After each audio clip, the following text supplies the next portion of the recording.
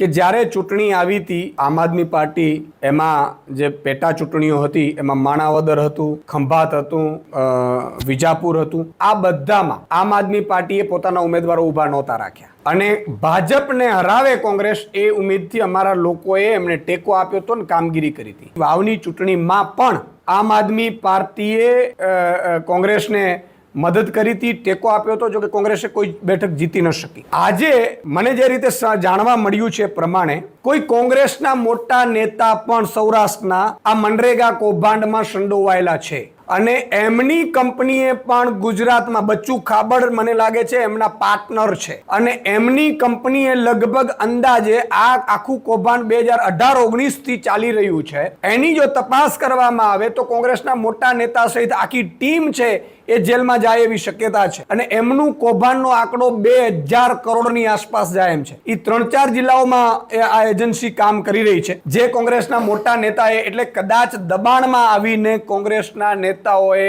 ભાજપના દબાણમાં આવીને જેલમાં ન જવું પડે એટલા માટે તેને વિસાવદરમાં ઉમેદવાર ઉભો રાખવાનું નક્કી કર્યું હોય એવું લાગી રહ્યું છે. એટલે આ બહુ જ શંકા ઉપજાવે એવી વાત છે. અમે ભાજપને હરાવવા માટે કોંગ્રેસને મદદ કરી છે અને કોંગ્રેસની જ્યારે વાત આવી ત્યારે કોંગ્રેસ છે વિસાવદરમાં ઉમેદવાર ઉભો રાખવાનું જે આખું ષડયંત્ર રચ્યું છે એ ગુજરાતની જનતા જાણી ગઈ છે. હરિયાણાની વાત કરે છે, દિલ્હીની વાત કરે છે. અરે ભાઈ, હરિયાણા દિલ્હીની તો ત્યાંની વાત ત્યાંની છે અને ત્યારે જે તે વખતે કઈ રીતે બધા દુનિયા જાણે છે.